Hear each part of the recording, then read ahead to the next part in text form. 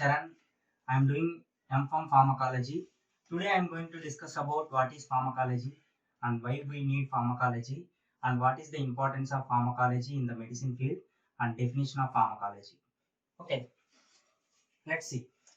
First, this pharmacology is derived from the two Greek words. Number one is pharmakon, that means drug or medicine. So logos means study or science or activity. So the science which deals with the study of drugs is called as pharmacology. Okay. Or otherwise, the pharmacology is the branch of medical science which deals with the study of drugs. Okay. So what we are going to study about the drugs. So there are two important parameters in the pharmacology, that is number one pharmacokinetics and number two pharmacodynamics. So here also the same, pharmakon means drug and kinesis means movement. So the movement of drug is called as pharmacokinetics. So coming to the pharmacodynamics, dynamics means action, pharmakon means drug. So the action of the drug is called as pharmacodynamics. So we know about pharmacokinetics and we know about pharmacodynamics. That is about the pharmacology. Simply, pharmacology means the study of drugs. Okay. Next. Okay. See, if any microorganism or virus or bacteria which enter into the human body, how the medicine will react with our human body. So that we need to study. So, and one more definition for pharmacokinetics, it's simply called as what the body does to the drug. And pharmacodynamics means how the drug react to our body. So, if any microorganism which enter into the human body or viruses or bacteria, the medicines, what it happened after taking the medicines means, see, the microorganism can be killed by four ways. Number one is we can destruct the cell wall synthesis, or we can destruct the cell membrane synthesis, or we can destroy the DNA synthesis, or we can kill the bacteria by inhibiting the protein synthesis. So we will discuss about each one with one example so that we can get the clarity about this. Okay. So now I am going to discuss about the pharmacokinetics. There are four important pharmacokinetic parameters. That is, number one is absorption. Number two is distribution. And number three is metabolism. And number four is excretion. So, first we will discuss about absorption. So, what is absorption? So, the absorption means the movement of drug from site of administration to the systemic circulation is called absorption. That means, let us take an example of the paracetamol.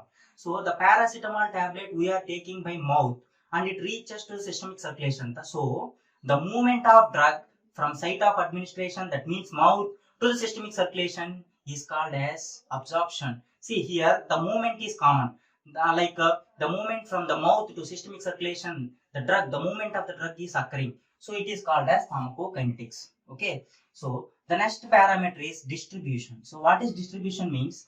It is like spreading of drug from one compartment to another compartment, or the movement of drug from one compartment to another compartment. That is called as distribution. Okay. In the distribution, there is other types of distribution like selective distribution, so on. So next we are going to discuss about metabolism. So what is metabolism means? It's simply called as biotransformation. Like take an example, like if active molecules upon metabolism, it converted to inactive molecules sometimes, and inactive molecules sometimes converted to active molecules. Let me see. Let us take an example of the morphine. This morphine is an inactive molecule. That means the prodrug initially. After upon the metabolism, it converted to active ingredients. Okay. Like same wise, the active molecule get converted to inactive molecules. Like let us take an example of the ibuprofen. The ibuprofen initially it is an active molecule. Upon metabolism, it get converted to inactive molecule. That is called as metabolism. Okay, let's coming to the excretion. I think all of you know about the excretion. The unwanted materials which is present in our body, that will be terminated from the body. That is called as excretion. So these are the 4 important pharmacokinetic parameters in the pharmacology. So we need to know about how our body will respond to the drug. That means in our body, how the absorption is going on and how the distribution is going on. This is about the parameters of the pharmacokinetics in the pharmacology. So these are very important parameters in the parameters of pharmacokinetics in which it will be happening in our body. So see, absorption means how our body will absorb the drug and how the drug is distributed throughout the body, how the drug is distributed in our body. That means that is the distribution. And metabolism means how the drug is changed to another form. That is called metabolism. Excretion means that we know that it is the unwanted materials or waste products which are eliminated from our body. Okay, now I am going to discuss about what are the ways to kill the microbes or viruses or bacteria which enter into the human body. Okay, see. We can kill the bacteria or viruses or microbes by destructing their cell wall.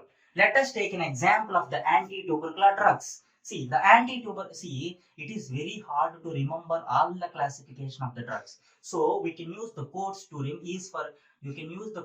easily remembering of the drugs. So let us take an example of the anti-tubercular drugs. These anti-tubercular drugs are classified into 2 categories. Number 1 is first line drugs and number 2 is second line drugs. See, the first line drugs code is price. Price means P means pyrazinamide, R means rifampicin, and I means isoniazid, and S means streptomycin, and E means ethambutol. Coming to the second line drugs. Second line drugs means F means fluoroquinolone, and A means aminoglycoside, C means cycloserine, E means ethionamide, and P means para-aminosalicylic acid, A means amikacin, and C means capreomycin, and K means kanamycin. See, this code is phase pack. So phase pack price. We can easily remember about the anti-tubercular drug by these codes. Phase pack price. So okay, why I choose these 2 anti-tubercular drugs is an example means, see, we can destruct the microbes by destructing their cell wall. Let us take an example of the anti-tubercular drug isoniazid. What the isoniazid will do means, see, there is an important acid that is called as mycolic acid, which is essential for the formation of cell wall in the Mycobacterium tuberculi. So what this isoniazid will do means, this isoniazid drug, initially it is a prodrug and it will be enter into the Mycobacterium and will get activated with the help of Mycobacterium catalase peroxidase. So after that, it will act on the mycolic acid and it will reduces the mycolic acid synthesis so that the cell death will occur. This is the example for the cell wall destruction. Okay, let us take an example of the another classification, the microbes or viruses or bacteria which can kill by inhibiting the protein synthesis. We can inhibit the protein synthesis means there is no growth of cell, so it will lead to cell death. Let us take an example of the rifampicin. This rifampicin is an anti-tubercular drug which